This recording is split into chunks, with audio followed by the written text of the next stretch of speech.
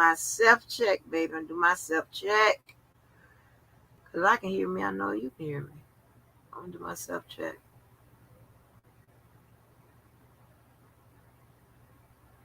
My self-check. And the self-check checks out. Self-check checks out. So when I look up, I see some thumbs up in the chat. So I'm going to acknowledge y'all. Yes. What's good with it? Let me see if I got some thumbs up.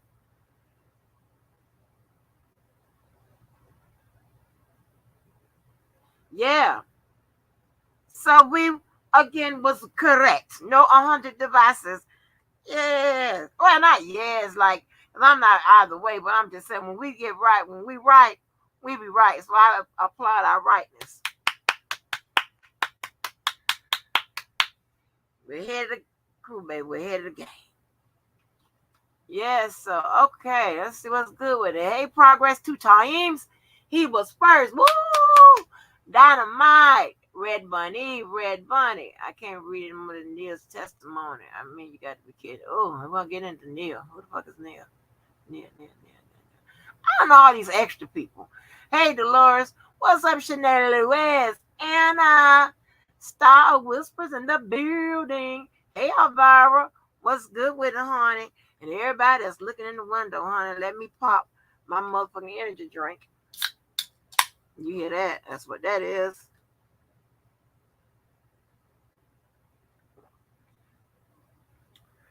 Child, I got to re-up. I have to re-up. What's good with it? I'm glad to see y'all back today. Let me put this shit up on this screen so we can get into it. Child, I went to that goddamn refrigerator to get me a Lunchable. Y'all ain't gonna believe this. On the back of the goddamn Lunchable is a goddamn bunny rabbit looking wolf. I'm okay. You know what? Let me take a picture of it. You know, I ain't lying to you. A bunny rabbit looking wolf. I can't get away from this motherfucker. I ain't lying. Yo, I can't get away from this motherfucker. I don't know what to do. Oh man. Child, the motherfucking clean up mama convention, honey. I don't know what time they got over last night, but honey, they are shit getting their shit together. They over there passing out pamphlets and shit, giving instructions, baby. They were like, listen, we gonna be the best number 2 through 10 in this motherfucker. We're gonna be the best cleanup. Hopefully we can be promoted to the side chick, the mistress, or some shit like that.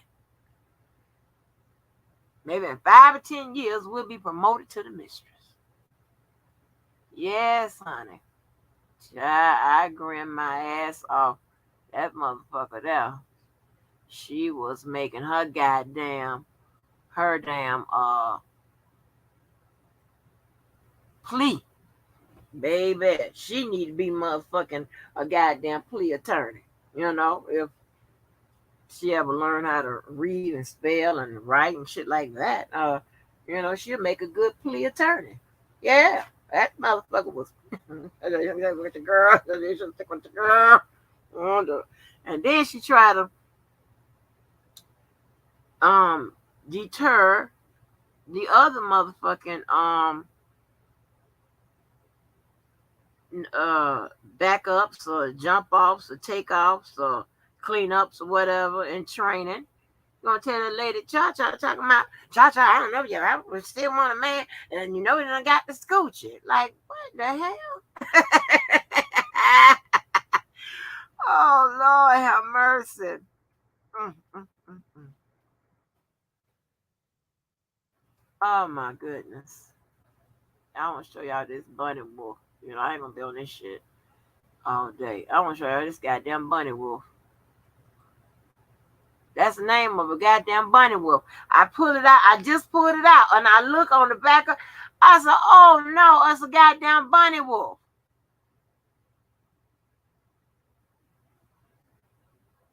What has you balling, baby? What's going on? What's up? Another goddamn whisper in the building. What has your whatever you said, the case?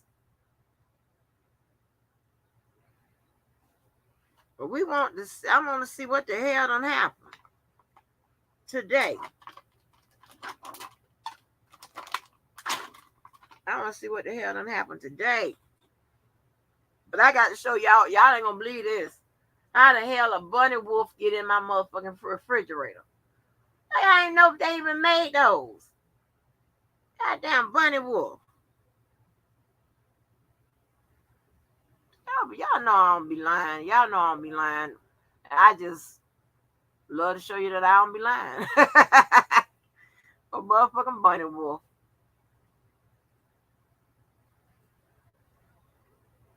Is that not a goddamn bunny wolf? That's a bunny wolf. Yeah, that's a fucking bunny wolf. Like, where the fuck they, huh? How this keep happening to me? This is like the worst dream ever. It's a goddamn fucking a year-long nightmare. Like, what the hell? Hold on, let me put this Twitter up on here. Put this Twitter up. But I sure hope y'all having a good day, child. I don't know what's next. I really don't. And shouts out to all the people that been leaving me messages and all this type of thing. Hey, listen, one thing. I don't delete messages and stuff like that. I will address your ass and then I'll tell you I'm gonna block you. Right?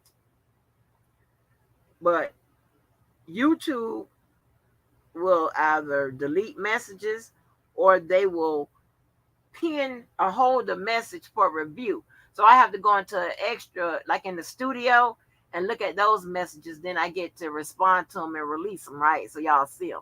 So don't, especially if I got no problem with you, don't think I done blocked you and shit like that. But this guy named Dave Burns looks like he was real active today. We're gonna see what the hell is going on.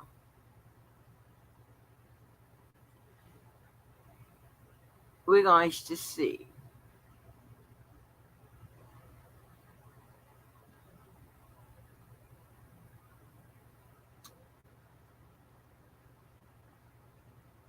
All right. I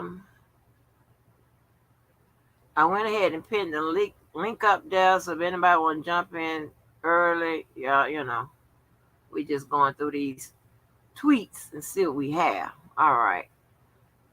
I'm gonna go through Dave first. Okay, it says prosecution only confirms that Witherspoon was 17 when she met R. Kelly with Tracy, and she is off the stand. Next up is Nia, the last of the alleged R. Kelly sexual abuse victims that will be using pseudonyms in this trial. Unable to pin down an exact answer from Witherspoon, Bonjean concludes her cross-examination. Prosecution is back up for redirect. Another day in the R. Kelly, I should have read this first, but I didn't see the 3 hour. So another day in the R. Kelly federal trial in Chicago is about to get underway. Prosecution, I can just skip that because I already jumped into it. It says, Neil says she met R. Kelly in 1996 when she was 15. When she came into the Atlanta Mall, Neil was working in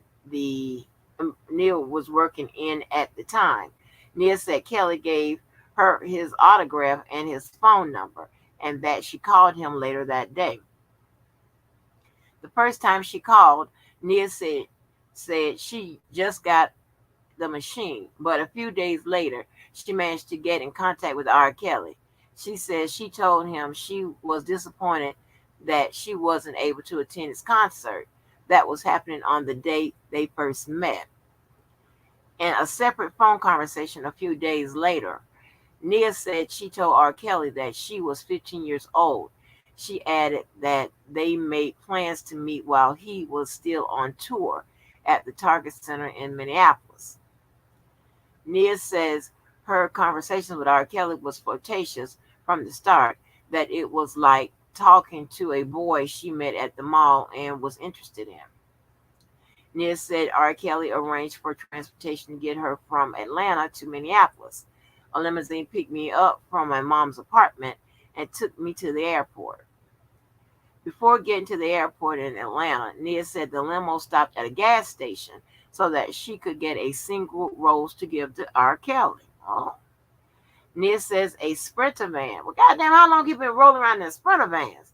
Took her from her hotel room in Minneapolis, also set up by R. Kelly, to the concert Kelly was playing there. She says she spoke with another girl her age while at the concert and they exchanged numbers. After the concert, Nia said another man took her back to the hotel. She says she didn't see R. Kelly that night, but that he came to see her in the hotel early the next morning. When Kelly came to see Nia, she says he gave her a huge kiss on the lips. He then instructed her to undress, which Nia said she did. She says he then touched her breast and began to masturbate. Nia said R. Kelly, while masturbating, asked if Nia was a virgin. When she said she was, he reportedly asked Nia to come to see him in Chicago. When he finished masturbating, Nia said Kelly left in a rush, leaving the rose she brought for him behind. Oh.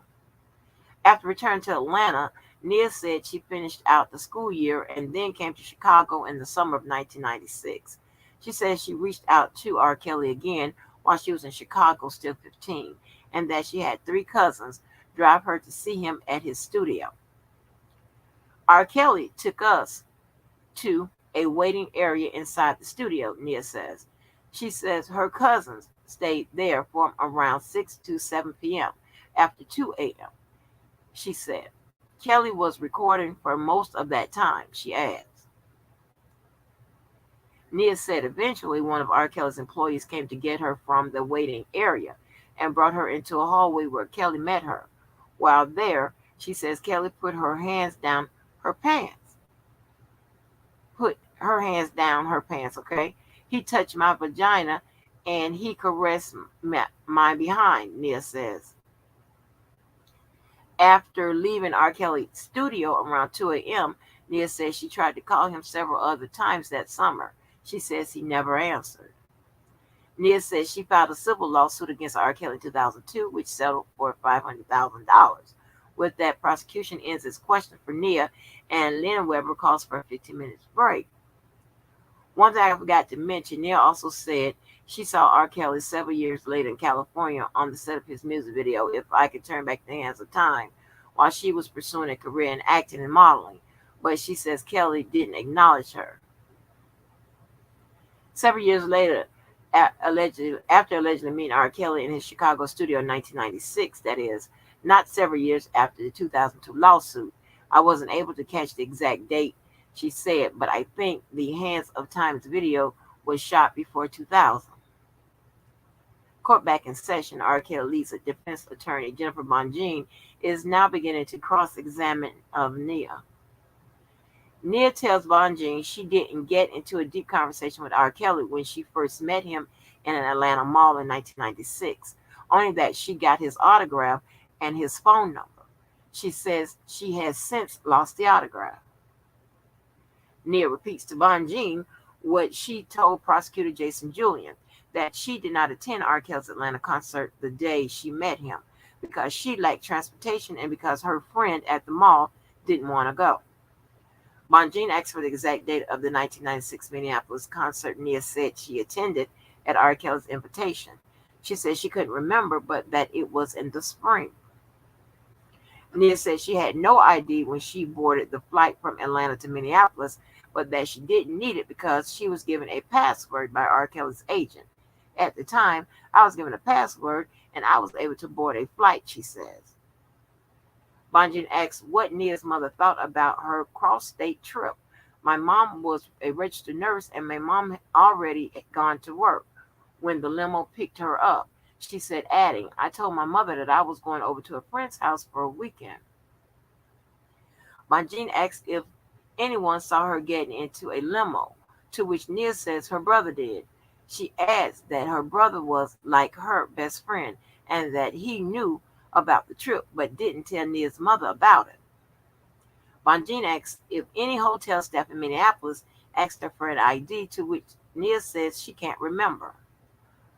Bonjean now asking about the van that Nia said took her to the Minneapolis concert. Was this like a hotel sprinter van, or was this an associate of Mr. Kelly?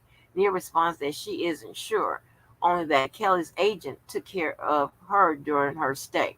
So right there, Bonjean was trying to break the connection between someone from R. Kelly's staff or at his direction, bringing her over to, see him or to wherever Kelly was supposed to be, I guess. So she was trying to, she's just trying to disassociate the two, R. Kelly and this Nia girl. Nia reiterates that she came to Chicago in summer of 1996 after the end of her school year in Atlanta, and that she stayed with her aunt and cousins in Chicago. She also states that she came to the city of her own volition. Nia tells Bonjean that her cousins initially disapproved of her seeing R. Kelly while she was in Chicago, but they eventually agreed to drive her to his studio, so as long as they could come along with to keep an eye on her. Bonjean asks if Nia's cousins tried to stop her from seeing R. Kelly privately in his studio. She says they didn't. They never said anything. That never happened, Nia said. She also says she did not see Kelly again that summer, as he did not return her calls. Nia says she saw R. Kelly on his Hands Up Time video on the set of 1998 or 99 when she was 18 or 19. She says she was a featured extra on the set. Nia says R. Kelly didn't much acknowledge her while they were on the Hands of Time set. I thought he would probably met so many women that he didn't remember me, Nia says, adding that her feelings were hurt by the realization. Nia tells Bonjean she contacted a private Chicago attorney, Susan Loggins, to file a civil suit against R. Kelly in 2002. The suit settled quickly with that Bonjean wraps up questioning Nia, and prosecutor Jason Julian is back for redirect. Julian asks about the timing of Nia's lawsuit against R. Kelly. Per the complaint, it was filed May 10, 2002. Julian has nothing further, and Nia is off the stand. Okay, was he trying to pinpoint her, how old she was, whatever? Maybe not getting into the details of the lawsuit, but maybe planting into the juror's mind how old she was at the time. So what would be the logical conclusion for her to be filing a lawsuit? Next witness is Cheryl Ware, who says she has known Nia for over 30 years and is a former cousin by marriage. Ware said Nia stayed with her in Chicago in the summer of 1996, and that she was one of the cousins that accompanied Nia to R. Kelly's studio that year. Ware says they were in the studio waiting area when R. Kelly came out and greeted him and brought them into the back. Ware said they spent the rest of the night there alongside 3 or 4 guys. Kelly would occasionally pop in and out as well, she said. When Nia left the room to be in alone in the hallway with Kelly, Ware said she told Kelly and Nia that they only got 5 minutes. She says she enforced this time limit by walking into the hallway where Nia and Kelly were after 5 minutes. Julian concludes her direct questioning and Bonjean back up for cross-examination. Ware tells Bonjean she didn't see anything explicit happening between Nia and R. Kelly in the hallway, only that they were standing close to each other. That's Bonjean's only real line of questioning, and Ware is off the stand. Next on the stand is a federal agent who has reviewed documents related to R. Kelly in 2002 grand jury proceedings. His testimony is boilerplate, just verifying the documents that prosecution has produced for the trial. Prosecution concludes the questioning concludes questioning him quickly. So I wonder, is that the motion in limine that the prosecution tried to get admitted in? Remember that I read yesterday about Susan and Jane Doe. I wonder, is that what that is? It said Bonjean comes up to cross-examine the federal agent asking about and Lisa Van Allen's 1998 Georgia state ID application. After verifying the documents related to the ID aren't forged, Bonjean also concludes her cross-examination. All right, so I guess that's verifying the age. It says breaking. Prosecution in the Kelly's case, federal criminal trial in Chicago, has rested its case. Okay. They have no more witnesses. Presiding Judge Harry Lynn-Weber tells the jury the trial is suspended until Thursday at 10 a.m. Central Standard Time so defense can get its own case assembled. Child, Lynn-Weber so lazy, you could have started that goddamn case the next damn day. HUD says a full story on today's proceeding that federal prosecutors resting their case against R. Kelly is coming later today for Courthouse News.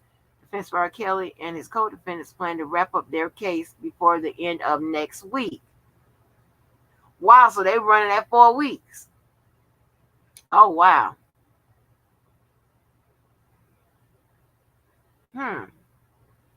Let me see. Let me check out. See if we can fill in some holes. Fill in some holes.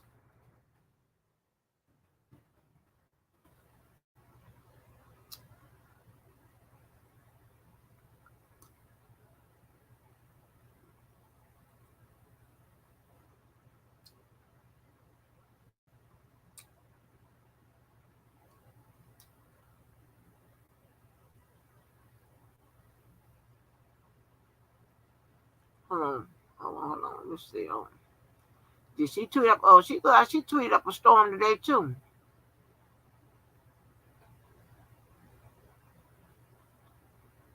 Nah. We gotta start answering some questions here. I don't recall. Well, before I get in that, let's read some stuff. Because I'm not sure about all these other people, and it's supposed to be 5 minors, and then we don't know who minor 7 is. Was minor 7 one of these new people names that done popped up, and all of this? Chicago keeps bad record recordings and shit. You know what I'm saying? He does a lot of oral entries and shit in which we see fly in the goddamn in Pacer. And you know he handles a lot of shit at once. Okay? And without those goddamn transcripts, we're gonna be lost. We ain't gonna know. And we need, you can't, these people take their time and stuff, and they do an impeccable job doing the notes and shit, like, in court and stuff like that. But we be needing what that judge, especially in his case, we be needing what that judge said. Because he is, responding to those motions from the bench. And we, as you see, we don't know when, Judge Ann, she would at least follow up with her ruling, like the day of, or maybe the next day, if she ruled from the bench, right? Now, Lynn-Weber, we might not get the motherfucker till I don't know when. So we don't know the disposition of, damn. And so I can't, I'm trying to put it together, but I really, without his part, I need everybody's part. Shit. I'm in a good mind to call his old ass up. Like, look here. God damn it. Look to your calendar and put that shit in, rulings in, and paste it so I can grab it. Shit, put it through DC. Shit, I'm gonna say my other stuff. Put through ECF or CM and shit, not going there with my goddamn work ID and get the motherfucker. And just have the information, and then just won't say nothing to the shit filter through Pacer. Hell, I ain't got time for this. Old ass. Okay, let's see. Tracy testified she was 16 when she met Kelly, and a sexual relationship eventually started in 1999. But there's been lots of pushback on the timeline. Phone records, past lawsuits indicating Tracy was 17, the Illinois age of consent. A past friend of Tracy's on the stand being cross-examined by Kelly's defense now. She's being pressed on Tracy's age, indicating she was 17, not 16, at the time of the relationship and specific incidents Tracy detailed yesterday in her testimony. My life is not Tracy and R. Kelly. I wasn't 100% sure of my dates. This childhood friend of Tracy was there for incidents involving Kelly. Tracy testified to yesterday, maintained she believes Tracy was 16 at the time, despite discrepancies defense is detailing. Okay. This childhood friend confirmed what Tracy said yesterday. They're no longer friends, and she said they haven't spoken in eons. Maintained through testimony and cross-examination, she believes Tracy was 16 at the time of sexual relationship, not 17. Nia is on the stand, 40 years old now. Says she met Kelly in 1996 at a mall in Atlanta when she saw him and asked for an autograph. She was 15. Says Kelly gave her his number with the autograph, and what's when they started communicating. That's what it's typed as. Nia says she told Kelly her age. Nia says she told Kelly she 15 during their third phone convo within weeks of meeting at mall in Atlanta. Come on, baby, you work for CBS. Now, here's the thing. Now you know damn well she can spell and all of this and whatever. These are just typos and shit, just going too fast, not proofreading and shit like that, right? That's acceptable. But when you see a motherfucker misspelling a word over and over again, that's intentional. That's a motherfucker can't spell. And pronouncing it wrong over and over again, that's a motherfucker that can't pronounce words and definitely don't know the definition of the motherfucker.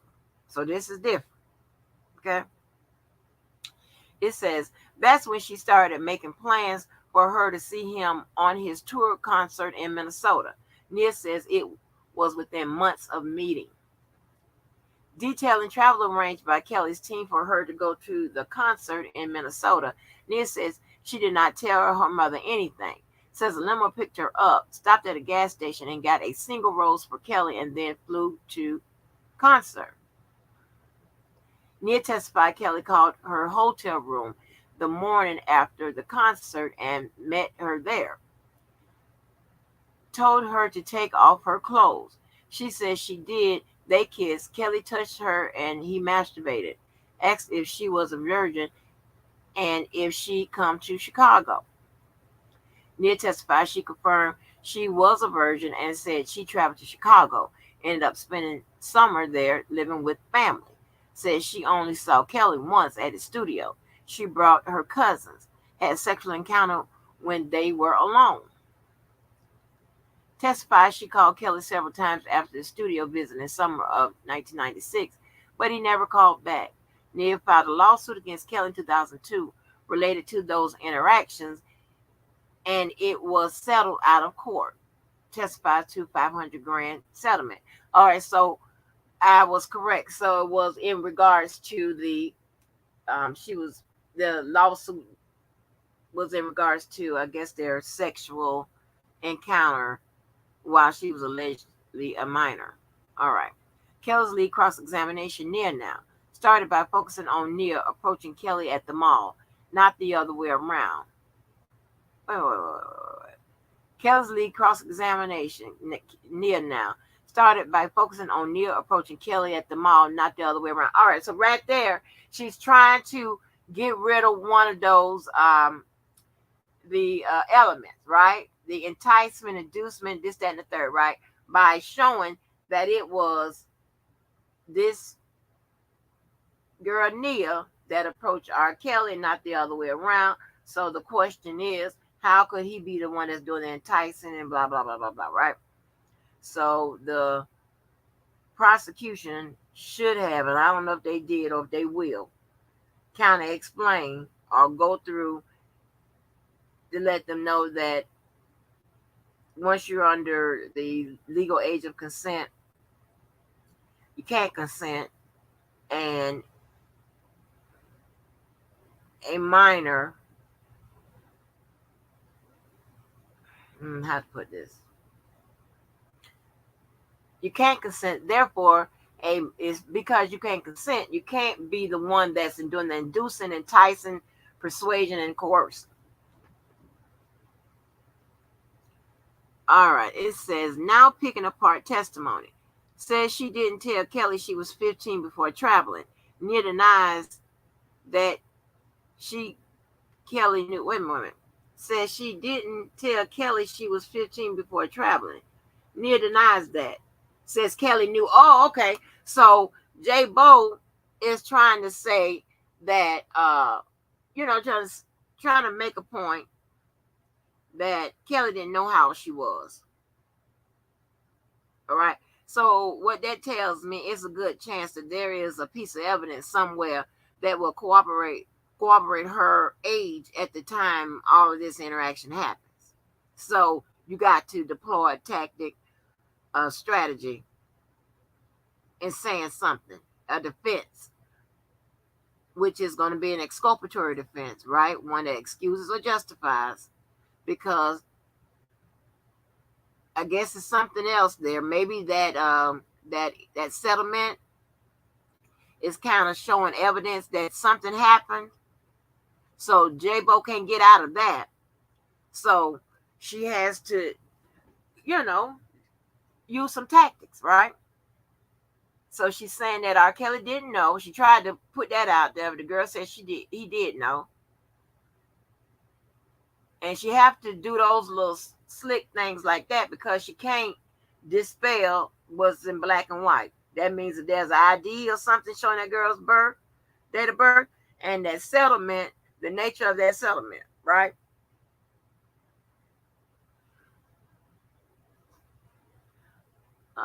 Let's see. It says, when asked about how she hid her trip to Minnesota from her mom, Nia testified her mom was a nurse and was at when she left, must be supposed to be at work. Says she told her mom she was spending the weekend with a friend her mom trusted. Says her mom believed her. Kelly's defense asks how Nia was able to travel on a plane and check in at a hotel without an ID. Testifies repeatedly she used a password, a code at the airport counter, and was able to travel without ID. This is 1996. Use only name at hotel. Kelly's defense asked Nia about the lawsuit she filed in 2002. Nia testified she called an attorney originally to express she wanted to be a witness in the child pornography case against Kelly then, but attorney proceeded with her own lawsuit. Oh, wow. Bonjean Kelly Lee confirmed she only called a private attorney and never the Cook County SAO in regards to being a witness in the pending child pornography case. Nia confirms. Okay, she's making a point, meaning that it's more likely that she called an attorney about getting some money rather than being a witness. I get it. All right, so quick testimony and cross-examination of Cheryl Ware was one of the relatives with Nia during a 1996 visit to Kelly's studio. Said she was there to make sure Nia was okay. She said she only allowed Nia to be alone with R. Kelly for about 5 minutes. Correction, Nia is 42 now, not 40. Just heard more quick testimony and cross-examination from IRS Special Agent Jason Scherer, who we heard from earlier in the trial. Okay, so we know the prosecutor started out with a strong witness. In the middle, they kept McDavid, Brown, and Kelly tied to this conspiracy obstruction shit. And as it winded down, they still had a witness that, well, I guess a victim witness that has allegedly stated that R. Kelly had an inappropriate relationship with her when she was a minor, right? So they had something, a lasting impression to, for the jury, right, of what their case is really about. And that's how you really want to end. So you want to, if you're going to start strong and end strong, that's fine. And then if you got co-defendants and shit, you can keep them all tied together through start to finish, as close as you can get, that's a game plan. It says breaking government arrest case in R. Kelly's federal trial here in Chicago. Call 4 out of 5 witnesses expected. Again, Singer faces obstruction of justice and child pornography charges. We'll pick back up on Thursday at 10 a.m. with defense. So-called 45 witnesses. 45 witnesses. Oh, it must be today. Okay. Or did they mean like of those alleged minors? I don't know. Let's see if Megan was there. Oh, well, since John popped up, let me see if John was there.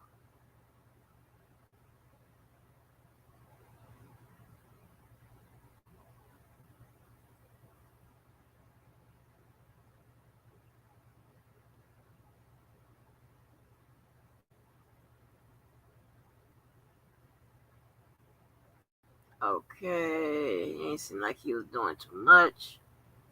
Let's see if Megan.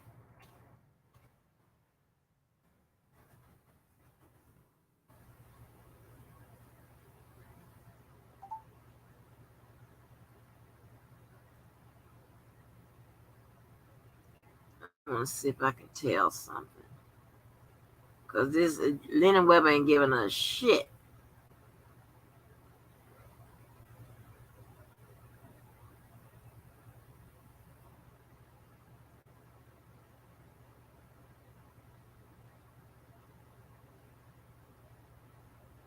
Okay, she was active in there. Let me see.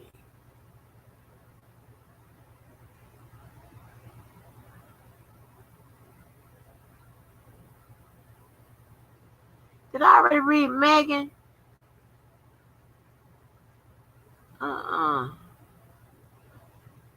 Get 3 out hell of Chicago. Testimony set to continue. Okay.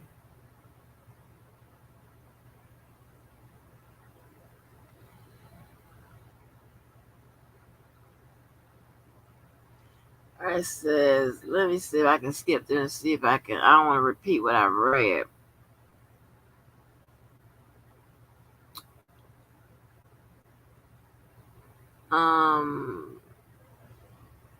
Kinnear did not tell her cousins about that. Their reason for coming was to prevent anything from happening, and I didn't want them to know.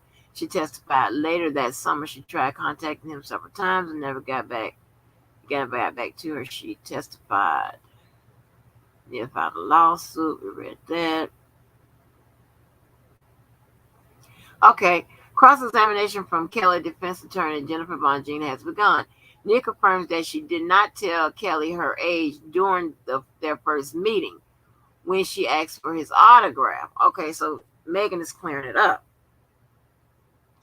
Bonjean pressed Nia on what kind of phone Kelly was using in 1996. Could it have been a cell phone? I just know when I called him, he was able to answer it, even when he was on tour, Nia says. Well, I don't know why Jay was trying to press to see if it was a cell phone or not, because there were cell phones back in the 90s. Remember them high-ass AT&T phones? Did your mom wonder why you were getting into a white limousine at age 15, Bonjean asked? Nia's mother was a nurse and had already left for work that day, she testifies. And again, this is more J-Bo's tactic of saying, look at the mother, it was negligent or whatever. And all of this is look at everybody except my client, which is what she's supposed to do.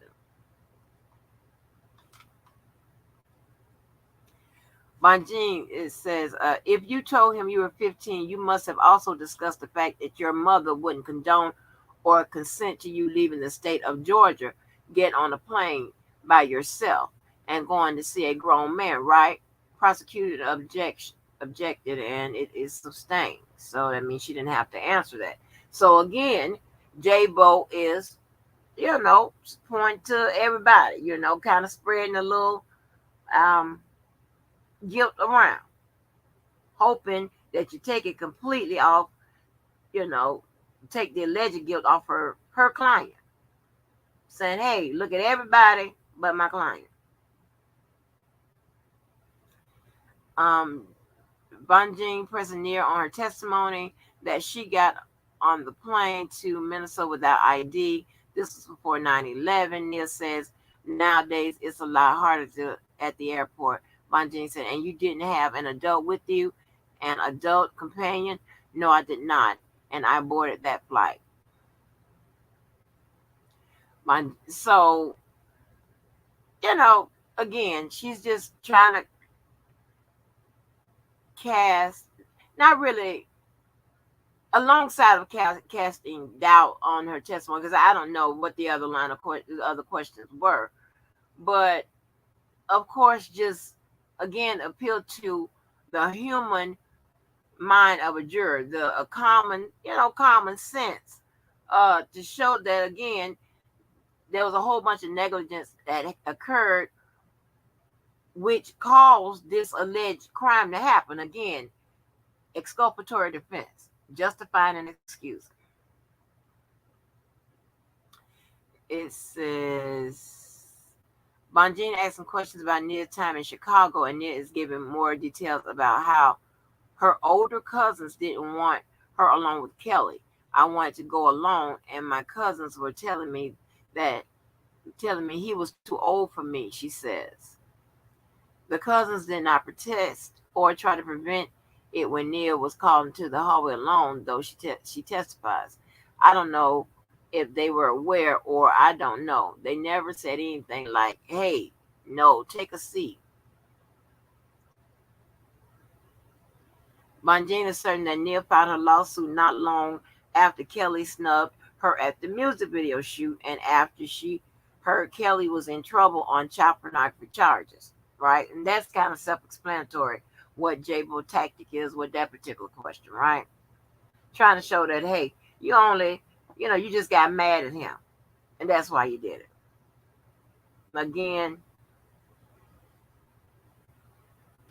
trying to stay away from the elements of the case.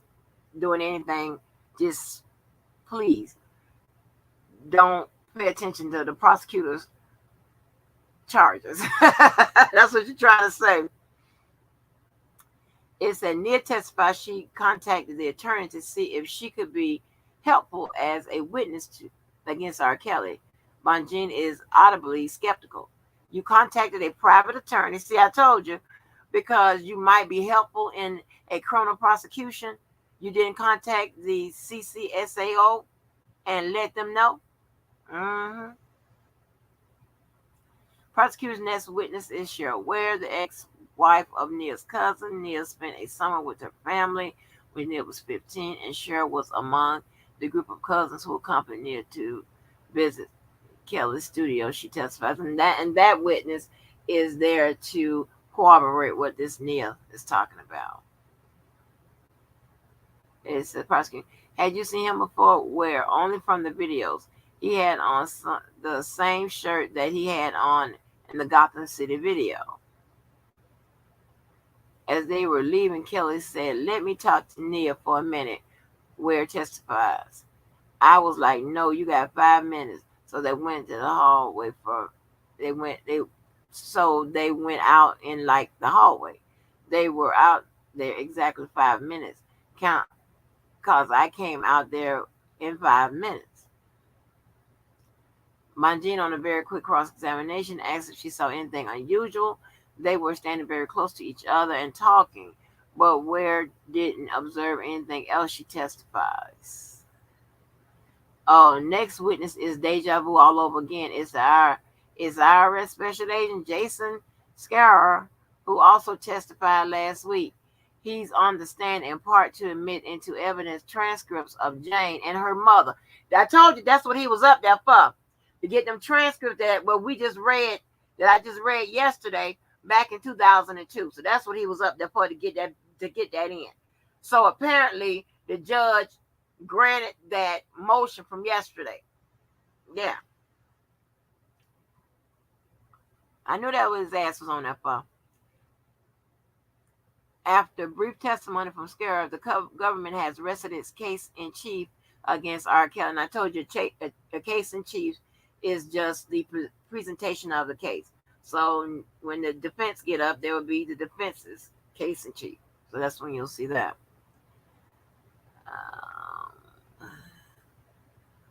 Prosecutor open statements promised that jurors would hear from 5 Kelly accusers on the witness stand, but they rested their case in chief today after only calling 4. So it was 4 of the 5. Oh, okay, that's interesting. 4 of the 5.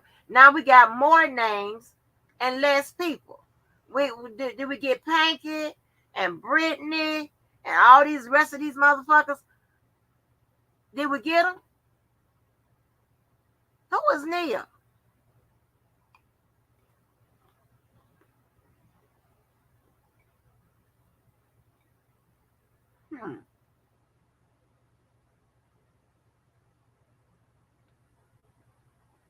Let me see if Michael got anything before I come back around there.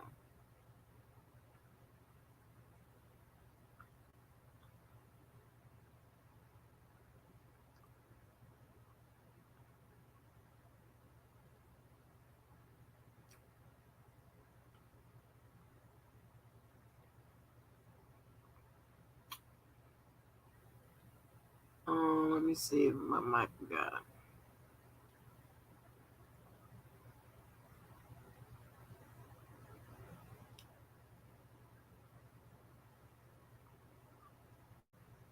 See if he got anything. So Nia is the 4th accuser. So that's the 4th accuser. So who we got? Nia, Jane, 2 more.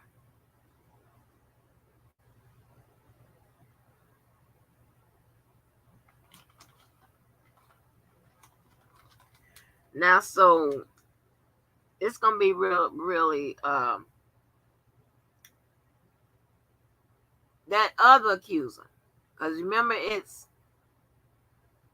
with that indictment. Do y'all remember? I ain't riding the front yet. Was it a count per accuser, like a charge, per accuser, or were they like all in like a bunch of counts, like minor 1, 3, 4, 5, or whatever? Were they all in like one count or whatever all together? Now I got to pull the shit up. Oh, y'all ain't no damn help. Let me see. Yeah, just got this. She's in a lawsuit. Nia spoke calmly on the witness stand. Kelly sat in a dark blue suit about 25 feet from her in a black surgical mask, seeming to follow her testimony closely. Jurors appeared attentive to sitting forward as they listened, taking detailed notes. Ooh, they're taking notes. Prosecutors at the R. Kelly trial have called RS agent, who testified earlier back onto the stand. He introduced driver's license records of Lisa Van Allen and Kelly's ex-girlfriend. So he got up there with the grand jury testimony that we read, the stuff that I read yesterday, as well as to do Lisa Van Allen verification of her ID. All right. The defense began trial. Judge gave afternoon travel. without ever calling the fifth and final Kelly accuser. They had said that they called on 5 cited in the charge documents, but called 4. The last was Neil on Tuesday. Prosecutors did not explain why the fifth wasn't called. Oh no. So we got, oh damn. Oh shit. Now I got to go. Hold on, y'all. Now I got to pull up the old stank indictment. Let me come around the front. Pull up the old stank indictment.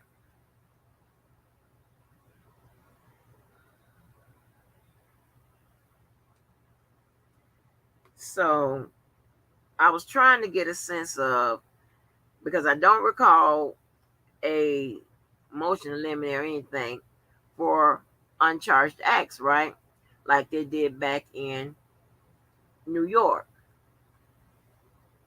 And they wouldn't have needed, right? One, right? Because with uncharged acts, that's they use that to show like the intent or motive of a of someone, right? But it's not supposed to be used to show a pattern. But ultimately, that's what it shows. That's why J-Bo always be arguing that this is propensity evidence, because it's showing evidence of someone's bad character, and that is not admissible, right? Can't do that. But I was looking to see if some of these witnesses, so ruling the uncharged acts out, I am trying to conclude that some of these witnesses who spoke about having relations but the weren't the minors that was referenced in the indictment, I think they pretty much used those to corroborate stories of, some of the girls they were in, got down with. Because remember, some of them talked about they had, you know, sex with, some of the girls that was in the indictment, right? So, and of course, their testimonies is evidence. So that one girl, they was trying to say whether she was 16, 17, or whatever it is. And then J-Bo goes to point out that 17 is the legal age of consent in Illinois. If they were coming up there to corroborate whether, somebody's story, then their age is not going to matter. So, and they're not coming in as uncharged acts. So again, their age is not going to matter. So all of that, when you got corroboration, you got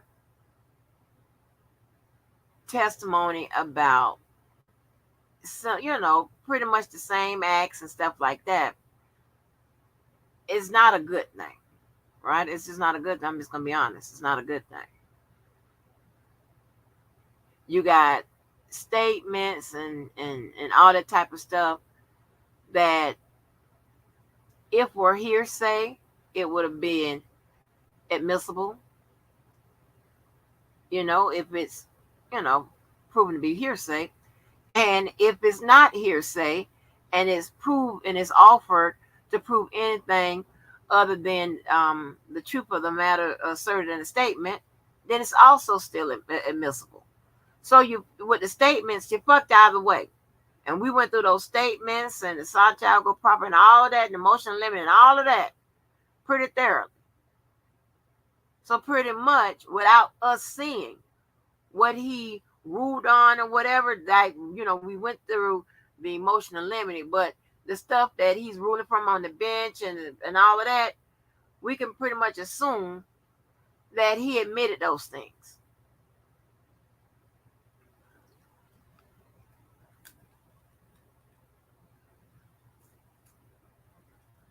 Let me see.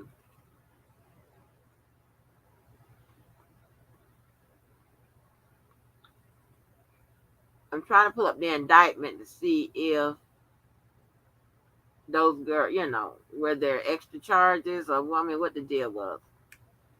Your brain working overtime? Let me see. Yeah.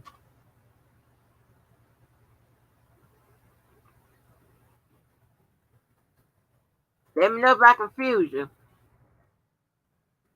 because right now I'm talking about what's admissible. Why a lot of this testimony didn't come in as uncharged acts. Why it was allowed to be, why it was allowed to, why was it admissible? You know.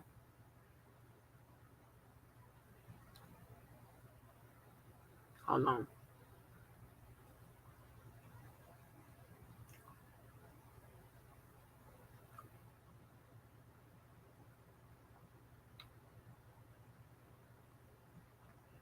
Of this darn indictment. Ugh.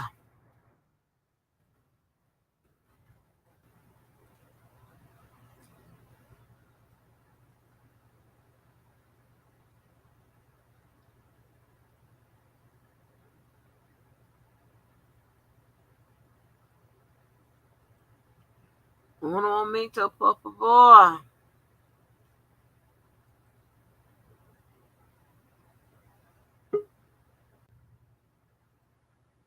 I heard somebody poppy. I'm coming. Somebody popping up. I got you, Mo. Let me. Where you think is? I can put you on Hey Angie, how are you? here. Hey, how you doing? Hey, honey, what's going on, lady? I'm doing good. Okay, so I got these burning questions in my head that I need you to help me understand. So, from the legal, you're talking about, like, I get that the JBO strategy and Brinley seems like as well that their strategies on the defense side has been pretty much to say, hey, all of these people are bad as well. They've all committed crimes, they lied, they did, X, Y, and Z. But I Mm-hmm. guess how does that fit in, or what does that do? Because at the end of the day, the jury instructions are going to be, do they meet the elements of the crime? So I Right. mean, so what's the point, or maybe it's just in general, what is the purpose of attorneys just kind of distracting, or is that the goal, just to distract from it That so is, much and you cause are so much so right. confusion that you just Yes. can't even put one together? Because to me, I look at it and I go, okay, if I got four people in a car and one person decide they gonna be the shooter on the drive by, the other person said they gonna rob somebody on this side, the other person gonna be the getaway driver, and then there's one person inside the car that says, all right, if any of y'all snitch, I'ma hurt you, right? So all of them have done something wrong, right? So just pointing out the fact that all of them were possibly, have had unsavory past or had some negative involvement in this, does that, like, to me, the elements are still there, and you Right. don't overcome those by doing it. Can you explain that part of it a little bit more? Right. So you are exactly right. So what they try to do, right? When there is nothing really you can do about the evidence, you Mm-hmm. can't say, "Hey, don't pay attention to that evidence," because the instructions are very clear. When the judge delivers the instructions, going to say, "Hey, you go by what the evidence that what was presented in this trial, and not what the lawyer said," right? Mm-hmm. So you can't say, don't look at the evidence. There's no way around that, right? Mm-hmm. So what they try to do is, one, they try to cast doubt on the evidence. That's one ploy. Okay. They'll also, and that includes making the testimony of the people that take the stand look less credible. For the jury, for the humanistic part and the jurors to say, hey, this person doesn't sound credible. This person has a bad memory. This person Mm-hmm. is proven to be a liar. This person Mm-hmm. is a bad person or whatever. So how can we trust what they're saying? All right. Mm-hmm. So you got that going on. Then you got the fact that they're trying to disassociate R. Kelly from those women in some any form of fashion, and definitely disassociate the co-defendants from each other. You got to Mm-hmm. work that. You got, Mm-hmm. the defense attorney got to do that. Also, then when they start bringing up, well, questioning the mama and other adults that were around or whatever, this, that, and the third, whatever. Now they're trying to do a couple things with that. They're trying to point out to the jury, hey, you know, the adults could have been one in on it, you know, or two okayed it, gave consent, you know. It's saying that it's other people to be held responsible other than just my client. Mm-hmm. Also, you're doing an exculpatory defense, is what it's going to justify or excuse it. So when you start talking about, well, he didn't know our age. Well, that's giving a justification or an excuse as to why the alleged crime happened. Because Mm-hmm. you're the evidence apparently is strong enough to indicate that it happened. Her only recourse now is say, okay, well, let me tell you why it happened. And Mm-hmm. at that point, it doesn't um, absorb him from any guilt, but it mitigates it. But Mm-hmm. Mm-hmm. it can do the job, the trick so well to where a jury would say he's not guilty Mm-hmm. because Mm-hmm. of one, how we feel, how they done put it together and cast it out over the whole entire case and the people that's Mm-hmm. in it and the evidence, and they done justify and excuse what happened. So that's enough for them to say, hey, this wouldn't have happened if it wasn't for these things. So we're gonna Mm-hmm. find him not guilty. Mm-hmm. Yeah. Mm-hmm. So it's a Okay. whole big old thing that's going on. Yeah, Yeah. and I was trying to figure. I'm like, what's the angle? Because it started for me with Charles Freeman. When the Hmm. Charles Freeman piece came, like they were going so hard back and forth, and I'm like, how is this helpful? Just to keep going back and forth with him, like, okay, we get it. He is a Yeah. li- he's a liar. He has his own past. What is the benefit of that from an attorney's perspective? That's what I wanted to ask you about. But Yeah. I guess that makes sense now that you're hoping that you can just create enough cracks in the situation Right. that it'll put a juror in a position to say, I don't feel comfortable saying, rendering a guilty verdict for this because of all these other circumstances that were affecting how things came to be. Because the Right. other piece that I wanted to ask you about, because as I've been listening to everything on the legal side of it as well, I feel like if I'm listening to it like a potential juror, or just like me and you listening to it through transcripts or whatnot, to me, at times it feels like all three of the defense attorneys reiterate the fact that the crimes did occur. And like I understand, because there's some of them are split, obviously, and they're not on the same page. But none of them have said, or they've tried to make an insinuation at times that, oh, it could have been an adult, it could have been whomever. But it still gets back to, like, even the Lisa Van Allen piece. If you then sit there and say you did something with a minor, well, if I think Bonjean was saying that to her, like, are you proud of that or something like that? Are you happy that you did that? And they did the same thing with Charles Freeman. I'm like, why would you say that? Because if she did do this with the minor, then you're saying that the videotape is true, that she's on there with that minor and R. Hmm. Kelly, right? Or do you Right. not? Or do you still have to take that gamble? You have to. Well, what it tells you, I mean, and that what it tells me, that the evidence is unrefutable, right? That Mm-hmm. there's they can't get around it. Mm-hmm. I don't know if, I'm pretty sure she's gonna have somebody to get up there and try to, some expert to come in and say the videos, cast doubt on the videos. But because this is the prosecution case in chief, the prosecution is not going to have somebody up there, expert, saying that, okay, but if something might, the video might not been, something could have been manipulated or whatever. 9 out Mm-hmm. of 10 they ain't gonna have nobody that's gonna, an expert that's gonna give that. So we might, the defense should have somebody up there if they can find somebody up there that can say that, you know. Mhm. Mhm. But when you're not really conceding that it's kind of tricky. You're not really Yeah, conceding. because I'm like, Yeah, hold on you're now, not you. really conceding that Uh-huh. it's them on the video and whatever.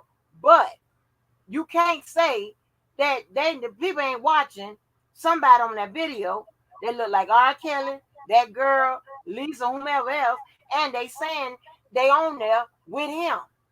He's not Mhm. taking a stand. So at this point, it's not no he say, she say, what, versus each other. They got to take, they're going with, whatever the people that's taking the stand say. Mhm. So that Mhm. just tells me, and you know, as an attorney, you know the shit you got to do, the way you Mhm. got to cast doubt. If you sit up there Mhm. with evidence, it's hard when you got video evidence. It's hard, and the people saying it's them, and the people saying they Yeah. did it. That's hard, honey. That's Yeah. hard. That's what I mean. Like that's the thing for me, because I like to hear. I just like just trying to Yeah. understand like what's the strategy and stuff. I feel like I get the prosecution strategy, no problem. But then the evidence is so damning You're right. that once you got that video, that's hard to overcome. That And is. I'm trying to figure out what direction the defense might go in, as we look at. I think they said it might start next week or something like that, or later on this week. So I'm trying to think, okay, what could they come up with that could maybe make me go, okay, there's a gotcha moment there. Because so far on their cross examination, it's largely been, but you're a bad person too, right? And Mm-hmm. I'm like, well, Exactly. where does that get us? Because I still can't Exactly. I keep, and even honestly, even from back in 2002, 2008, whatever, when the tape came out, that's something that is hard to get over. What you have Right. seen with your own two eyes, what can justify that? And then when you find out it may have occurred several times, I was just wondering, how can they, what good strategies do they have, or do they have much in their arsenal to overcome what those jurors may have seen with their own eyes in these videos? What would be their strongest, well, one of their strongest evidence, if they have some people, if that can say that he, like, just say, if I use Tracy, if Tracy have a friend, if hold on a minute, what the hell Mm-hmm. is this?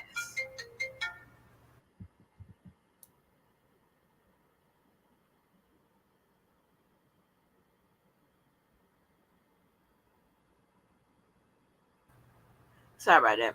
If Mm-hmm. if Tracy has a friend, or somebody has a friend that, when she talks about a specific incident, like she had sex with R. Kelly when she was 16 in the studio, blah blah blah, right? Mm-hmm. If they have a friend or somebody that knows that didn't happen, then fine, Oh, that'll work. that could be good. That Yeah, can that work. would be a good strategy. Mm-hmm. Or if they have evidence that at the time that they say R. Kelly was doing all these things, R. Kelly was in tour in Japan, that can work. I've been waiting for that moment from New York on down. To me, Yeah. that's the easiest way to go, is to say, Right. you said he was here in 1999. He was not there. You said you met him. He, nobody in his crew, and he doesn't know you either. Stuff like Mhm. that. But I haven't gotten any of that. It's, to me, it kind of feels like that. Yeah, we know he did it, but what did you do? Hey, yeah, we know you did it, this might have happened, but why were you even there? Where were your parents? Certain stuff, which is similar to the arguments that I think are to some degree legitimate. That people have even had here in YouTube. But at the end of the day, I know that they have to. Those jury instructions get very explicit of checking those boxes on the elements. Right. And so, and another thing is bad too, where it'll it messes up the, I don't, because see, by him being a mega superstar, oh my gosh, he could have Mhm. definitely you benefited from. I don't know them or whatever. Here's the Mhm. problem: he Yeah. got NDAs with these people, and it so and now I think that's I talked now about they we talked about passing that through. plausible. We talked about that plausible deniability Yes, before. It's almost like yes, the things he used to help possibly, and I'm using my quote fingers, protect himself has yep, actually been the part that has kind of confirmed. If he yes. wouldn't have done some of those things to some degree, he could have said, "I don't know who you I are." don't know you. Yeah, and then I mean, you think about a man that has, decades of work. I met all kind of women. I've been everywhere in the world, right? Right, right. And shoot, I mean, if now you got NDAs, and then you got, and another thing, you got extra people that know you, that have some dealings with you, and the other person that's accusing you. See, that's Mhm. all that type of stuff cements your ass together, and it's Mhm. hard to break through that. Yeah. It's hard Yeah. to break through that, and it's like I am so um I want to know how they coming, how the defense coming. I'm just like, what y'all gonna do?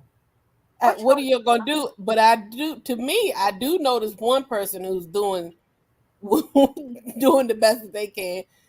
June Brown do? is Yeah, doing letting the two go out first.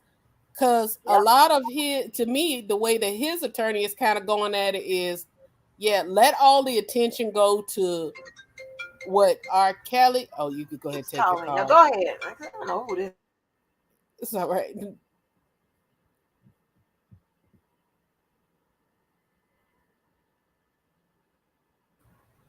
I'm sorry. Go ahead. No, it's okay. No apologies. And I'm gonna get off here anyway. But I was just asking these questions. But it feels like to me June Brown and his attorney strategy, which I've really enjoyed a lot of what she has, Right. you know, put forth, just from a very intelligent approach to how to her strategy. But hers is just sit back and let R. Kelly and Daryl Hmm. let them. I mean, a lot of it, and even in the testimony, quite frankly, a lot of times it seemed like June Brown is just kind of the enforcer standing in the corner, escorting somebody here, there, or at least from what we've heard. I'm Right. sure it's more to it than that, but we haven't heard as much. It's really been the R. Kelly and Daryl show, and it Yeah. seems like they're just like, all right, let y'all just sit on and do whatever y'all gonna do, and let all the evidence kind of focus there, and pretty much just Right. try to reinforce the fact my client was there, but he wasn't really doing anything, right? I mean, does that sound like what you're picking up on the June side? Because I feel like he's gotten lost in the shuffle. Yeah, and that could be a good thing for him, right? But Hmm. but here's the thing, they kind of kept them together with the testimony and the evidence and stuff, like in between those witnesses. You know what I'm saying? Like especially when they Hmm. when they got with Freeman, and then the girl mentioned June Brown, and the more his name was being mentioned, that's why the his attorney got that motion granted for him to be referred to as an employee and this, that, and the third, Hmm. rather than by Hmm. name. So she can work off that. Because see, if I can Hmm. get you just to say, oh, well, an employee, I can play on the jury, say, well, you know what? You don't know what, they don't necessarily mean it's my client, you know? Hmm. Hmm. So there's a lot of little funny stuff. They have to think on their toes Yeah. in real Yeah. time. They got to think when they're going to bed.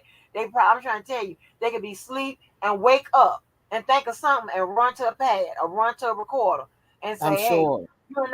it's constant like that. You know what I'm talking about? If Wow. you know what I'm talking about, Yeah. it's just so much, and that's why I don't really like when people go after the attorneys because you don't know what job they have to do. No. It's a lot.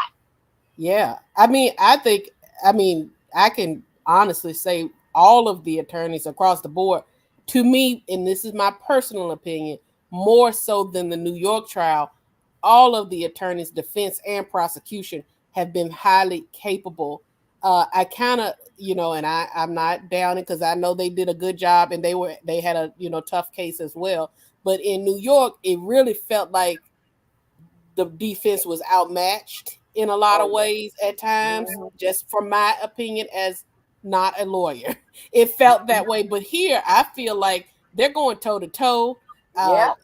As far as throwing everything out there and letting, flexing their legal muscle, if you will, into what the strategy may be, and all these objections and back and forth, and it's just been so much. And then on the defense side, I think that you really have three people that have to be very good, because they're still defending this case, and they're not in sync at all. I think it's Right. different, or I would imagine it's different when you're working. You're like, okay, this is what we're all doing. Okay, got it. But for instance, Brenda will get up there going in on somebody, and then Bonjean has to come right back behind that, when really a little bit of what Brenda did kind of hurt her client, and they still have to try to get that point through. So I think they've all been I don't think you can really argue that any of them are ineffective. Right. Yeah, that you can't.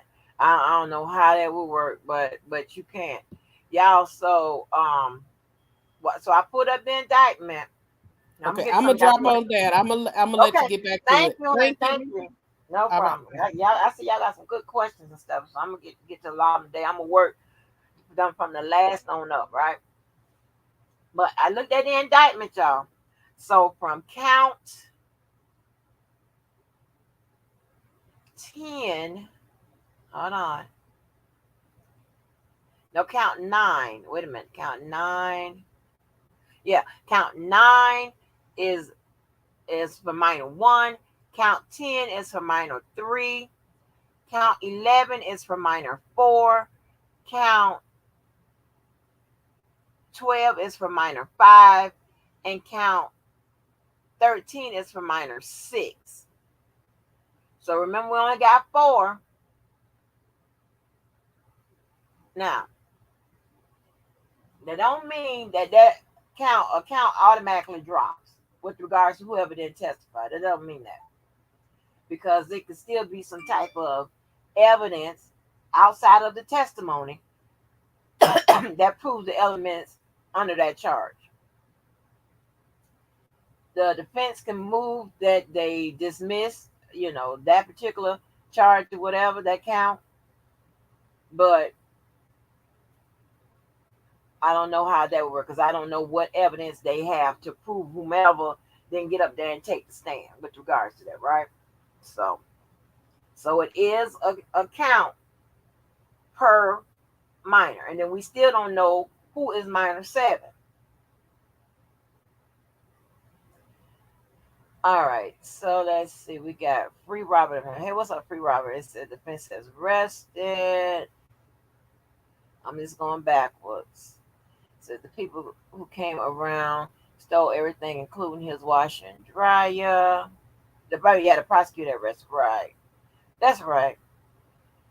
Robert brought the money in. Robert was golden goose. Robert was the golden goose. He brought the money in, and the people around stole from him. Robert Ward said, "Did they mention anything about the NDAs in the trial?" Yes. Um, hold on, low. Not the NDAs, the lawsuits. So I want to be very clear. The lawsuits that I know of just by doing the tweets. Now I don't know what the readers have read thus far, but I know we heard about the lawsuits. I don't know if the NDAs were either admitted in this case or not. I don't know if they were allowed. Remember, the NDAs and the lawsuits are two different things. The NDAs was issued by Robert's staff. Robert can't read. Only thing going to save this case for R. Kelly is Jennifer Get, an expert, said the tape was tampered. Right. But although, even if they get up there and say the tape was tampered or what have you, I'm pretty sure the prosecution is going to get up there and go down the line of questioning that will make that expert's testimony not credible. You know, I don't know the, I don't know nothing about no DNA or no goddamn VHS tape. Okay, so, I wasn't shit. You know, I had never had to go through all of that, but so I'm pretty sure that the prosecution is going to go down a line of questioning that is going to question that expert, expertise with regards to the videos. They're going to probably ask, did you test this? How did you come to your conclusion? Um, you know, and the expert would probably have a whole illustration of maybe how this could have face could have been superimposed onto a body and all of that shit. The people be out here, the people be talking about when it comes to videotapes. Challenge of the date stamps. They could also, it would be helpful if the defense try to age that tape. That would age the girls. Maybe the tape was created at a different time. If they could pull that, if they could pull that off. But I don't know. It says Robert does not know what an NDA is because he can't read. The people who met R. Kelly was provided these statements. NDA by the staff, not Robert. Evidence. The evidence is laid in the 6 tape. Robert. Hello, Tanya. Hello. Lennon says Robert will be on the next tape. The lady on the sex tape with Robert will be on the court on the stand next week. It's a different lady than who they said it was. Playing with the ages, yeah. Obstruction of justice, the government gathered criminals together and gave them immunity, and Section 8 said it was fortunate. Um, yeah, they could, the defense could, did their best to try to put that out there to the jury. But with all of that together, it does not eliminate the fact that there is a tape allegedly, and this is what happened on it at this particular time when some of the people on the tapes were allegedly unable to consent. Hey, Purple, what's good? What's good if you still up in here? Oh, Hi. well, Tanya, how you doing, ma'am?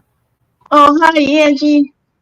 Hi. Peaches to you. Hi, peaches to you. Hi, thank you. Yeah, I'm from New Jersey, and I have my own YouTube channel if you ever want to stop by. Okay. What Yeah, it's is it? Tanya the Hammer Hicks. Yeah. Tanya the Well, Hammer Hit. yeah, this is my father. He passed away, but so the government has rested its case, right? I'm Yes, an ma'am. individual that said I'm neither for or against him, but I just can't understand why he couldn't just keep his little friend in check.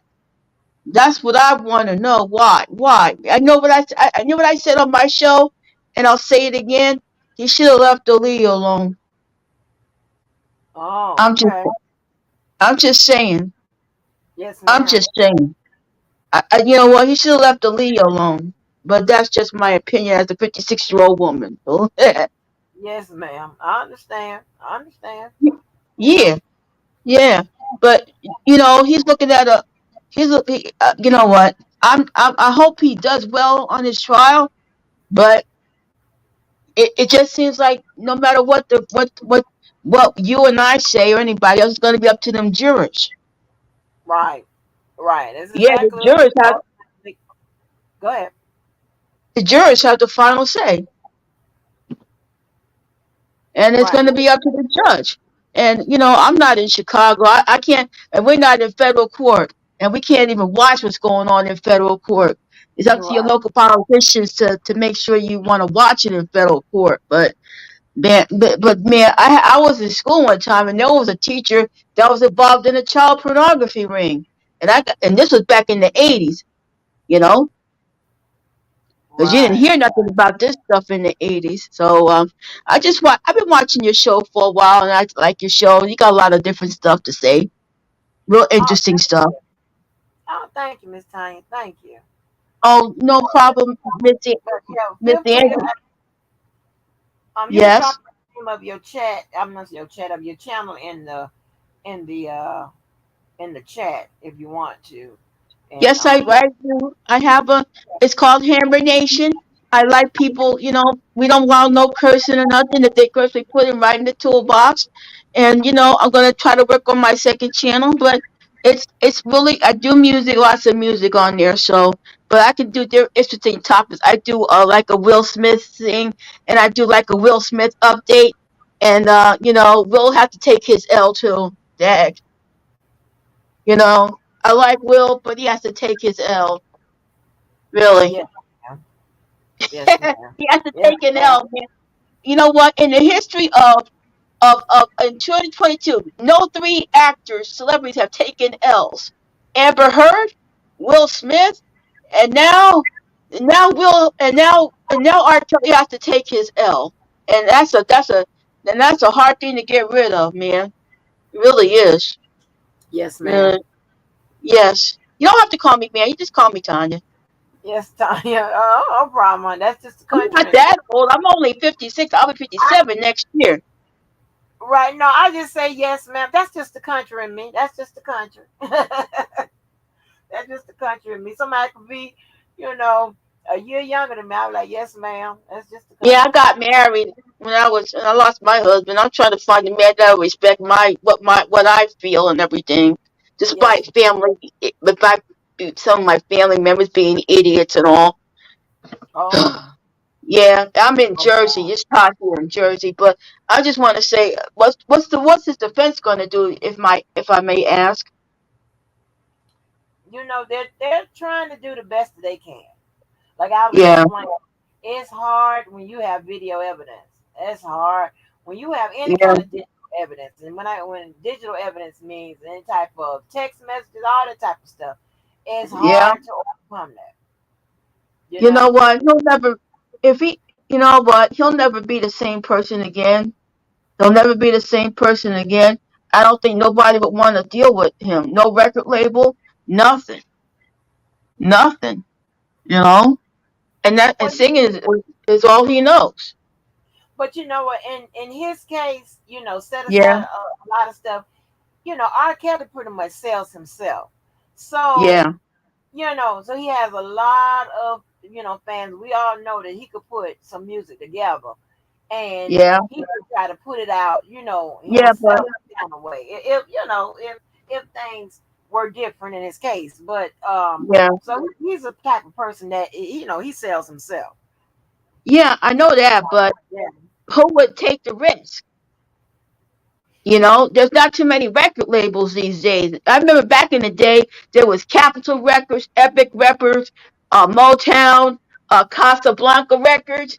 I Yes. remember Casablanca Records going up, and you would see those commercials for Casablanca Records. They were pretty freaking weird, but that was fun.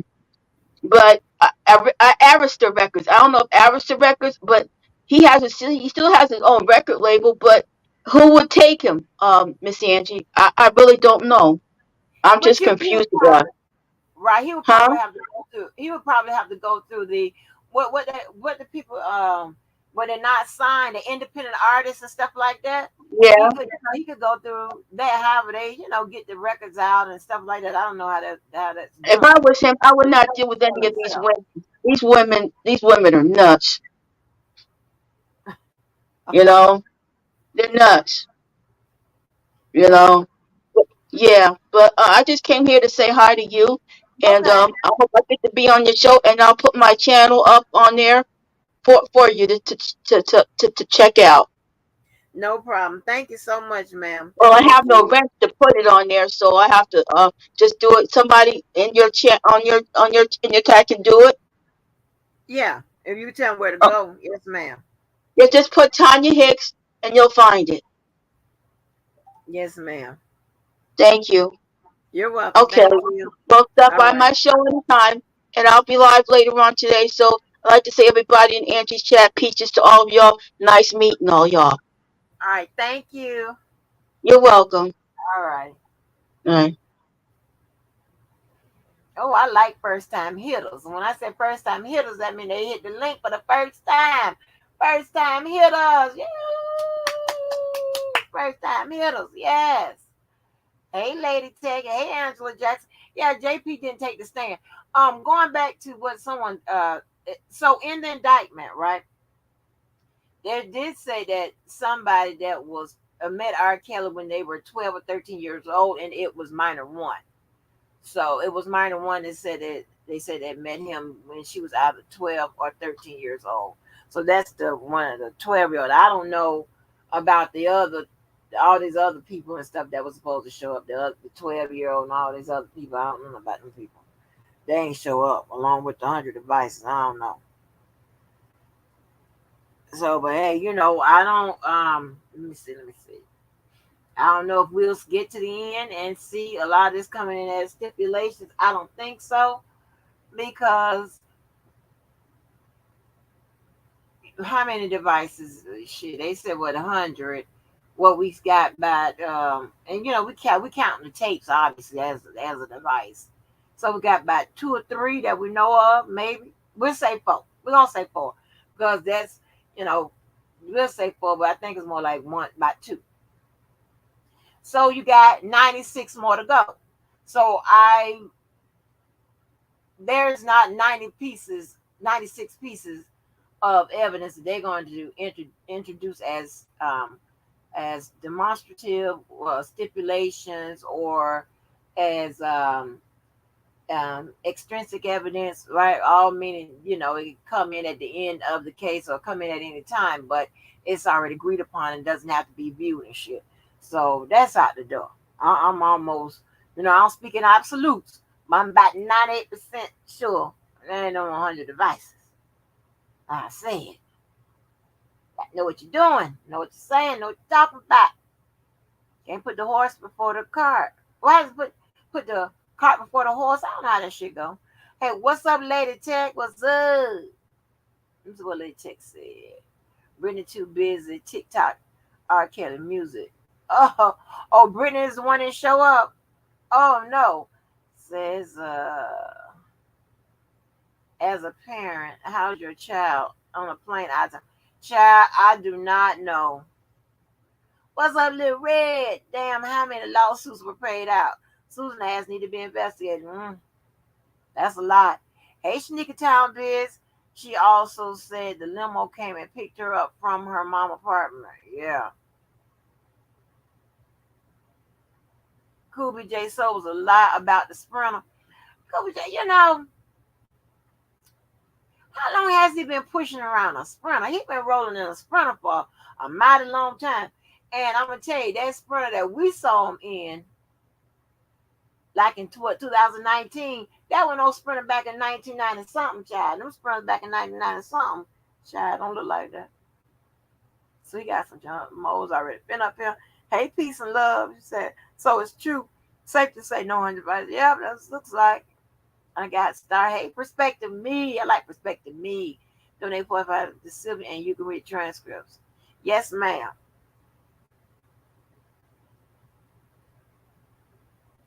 Dime. Ooh, ooh, ooh, ooh, ooh, ooh, ooh. I'm looking for that. Hey, Red Money. Oh yeah. Also, Atmos is also taking up mine for transcripts and stuff. And so make sure send money that way as well. However you want to go, it don't matter to me. Hey Sonya Davis, Red.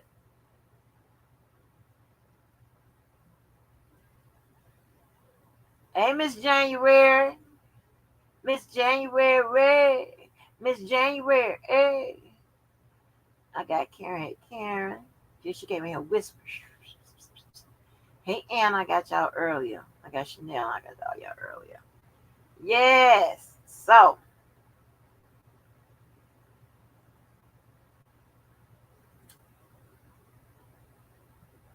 do y'all think? that the prosecutors,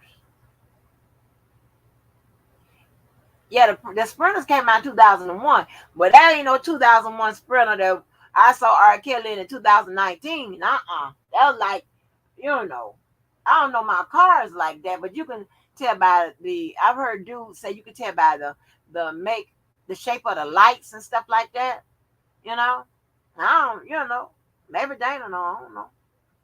But so what y'all think so far? Do y'all think that the prosecutors had a strong case, or about what about what you think a case, uh, an average case would be like, or is it weak? What y'all think?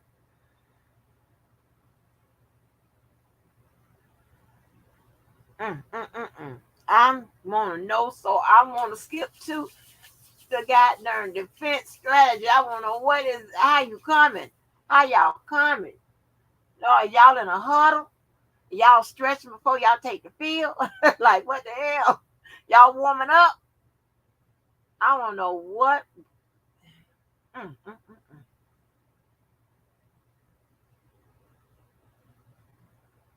You think it's strong? Yeah. Yes. Red bunny weak as fuck. Okay. I had a dream that 5 Easter bunnies was chasing me. Oh, Lady Tech, girl, I listen. Would it be bad for me to say I wish them Easter bunnies would chase somebody else? Oh, have mercy. I want the Easter bunny chase Cha Cha ass shit. Chase somebody else shit. Get the fuck alone. Chase somebody else shit. Anything. I'll say anything, baby. Say get shit. It's anybody. Baby, that thing would not goddamn address, honey. That imagination is a dangerous thing, right? That Easter bunny would not address when that man say, "Well, Pap, are you mad that you ain't get it?" And all that type of stuff. I was like, wait a minute, now I'd have hit that goddamn live button. Wait a minute, let me tell your black ass something. Yeah, I got a man. He in my head. He gives me the imaginary D all the time. What are you talking about? Shit. He right here now. I'm imagining his ass over here with me.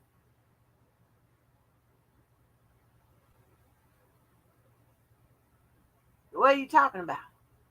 And when I fix dinner, I'ma fix 3 plates, one of which is gonna be imaginary. Yeah.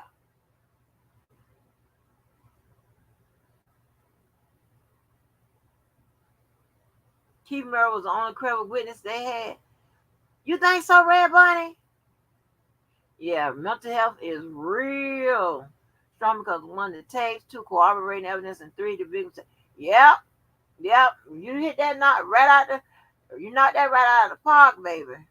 That's some hard shit to overcome. Yeah, mental health is a real situation.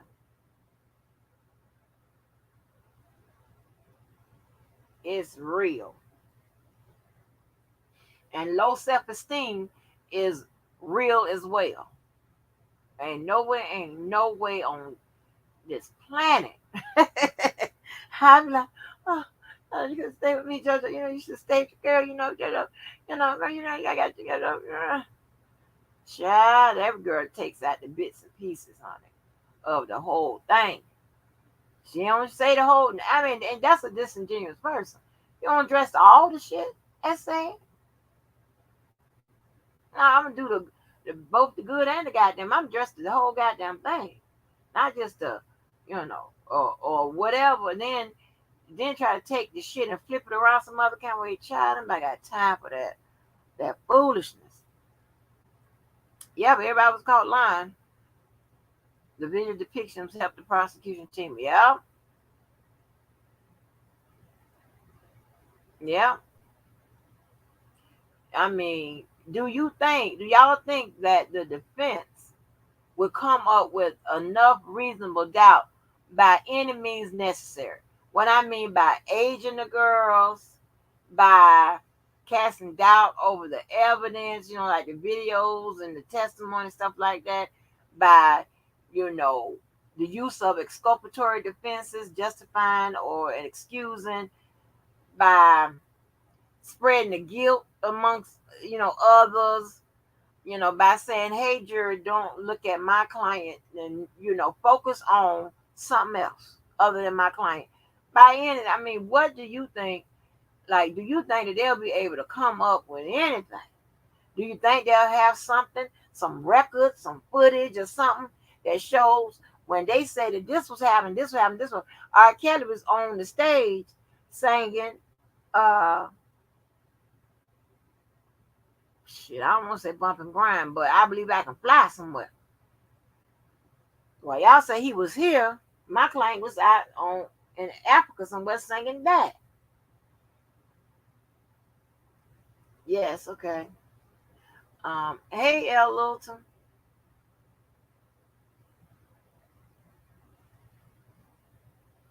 Okay, that's a real statement. Is it normal for every witness to have immunity? No, that's not normal at all. Mm-mm. That's not normal at all. Unless it's usually some kind of financial crime, you could see uh, an unusual amount of people having immunity, because with that was, let's see, when was I in that area?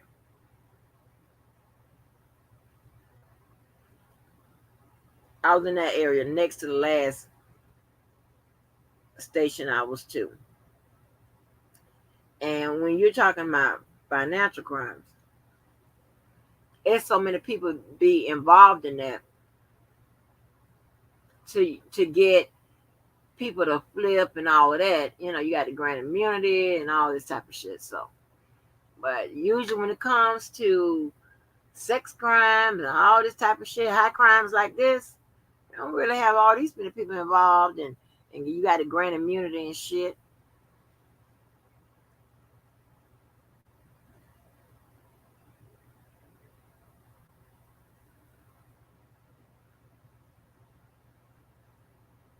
Y'all, please get that spam. Let me see. Every witness didn't have immunity. It wasn't like four of them. Yeah, it was a lot of. I don't know how many, but it was. She looked like every time we heard somebody had immunity. Okay, you had my number one. I think Sue. I think the mama had immunity. We know Lisa had immunity. We had Charles Freeman had immunity. So that is four.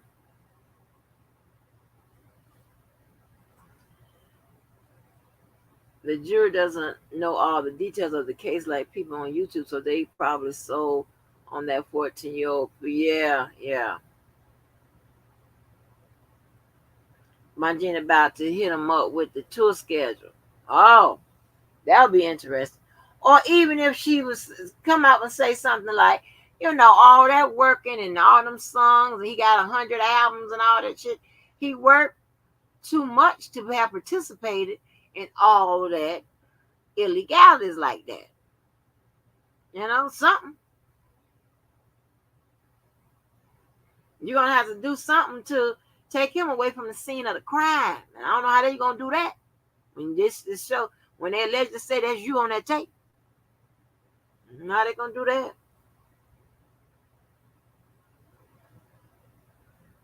Right.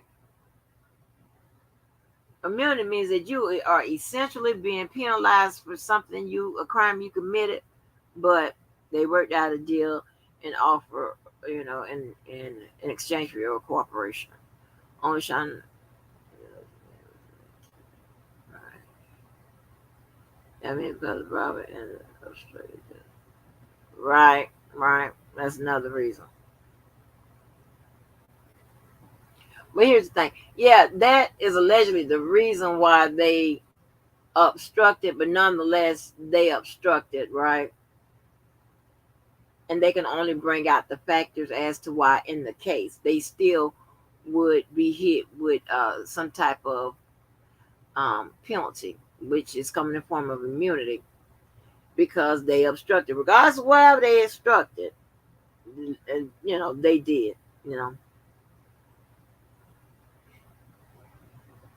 Now, if they could have shown where they obstructed under threats, I mean, like just threats, and the rest of their testimony was clean, then they probably wouldn't have needed immunity. But because the rest of their testimony wasn't clean, the ages, question about that, question about this, extortion, and all that other bullshit that came in there, and nobody, there's a whole bunch of shit that came in there. That's why they had to hit him with an immunity, because they need you to tell the truth this time. Hey, Lady Fire Sign, it says, I believe the girls went on tour with him. Oh, okay. Sex doesn't take hours, right, right, right. So I guess they were locked up when he went to Africa.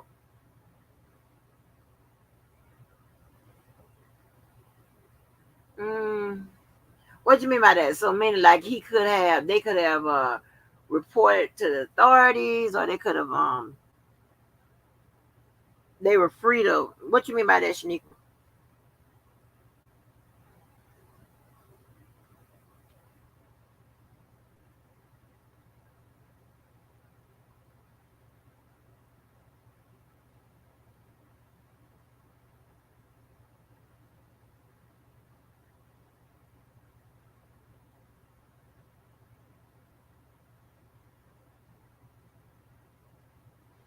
But I don't think that girl even slightly resembles Jane on that tape. I truly believe they told Jane if she doesn't say it was her, they will go out there. A legal PPP loan she obtained. Whoa. She had a legal PPP loan. I'm hearing people talking about PPP loan. Did they bring up PPP loan in the case, in the trial?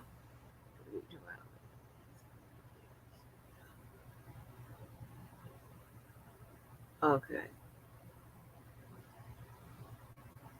You don't trust the government? Well, he had an entire song trying to get African girls to America. Oh, no. Oh, no.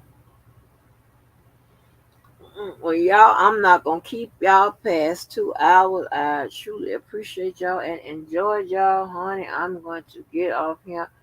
I got to read some shit because there is a new product that's hitting the stores, child. You're truly got to figure out how to market it. Mm. Something I supposed to been doing yesterday. So I'm gonna figure it out. So with that being said, let me see. Oh, there's some more stuff in here.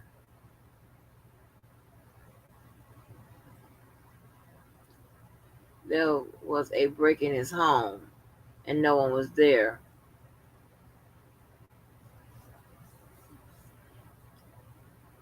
Right. Okay. Everybody claiming they were locked up. So when did he have time to hold them hostage if he was traveling? Oh, I see what you're saying. I see what you're saying. The whole kidnap situation. Well, kidnap don't technically mean the traditional kidnap as what you would, it would hold someone against their will. Really doesn't mean that. It could mean, like I call Karen. I said, Karen, meet me to the parking lot. And once you get to the parking lot, we're going to go to Carrabba's. When Karen gets to the parking lot, I said, Karen, no, I got to go home first to get something. I've just uh, um, performed a form of kidnapping. Also, if I held Karen against her will, any type of deception, being taken by deception, that's kidnapping as well. Whether I let her go or not. It said, what benefit would she get from saying it was her on the tape? The tape humiliating. All right, that's a good thought. Then claim he was locked up. I do all that, all his country. He goes all the same thing in London. Ask the girls, do they want to come to America? Oh, okay.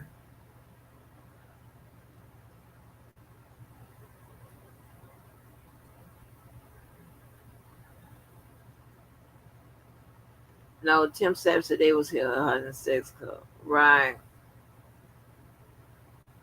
The things you need to say to get a case open. Or get somebody, start looking into what your allegations are. You tell somebody, you go in there and tell authorities that somebody's been held against their will, locked up, chained up, whatever. They getting up off their ass to go and investigate what the hell you talking about.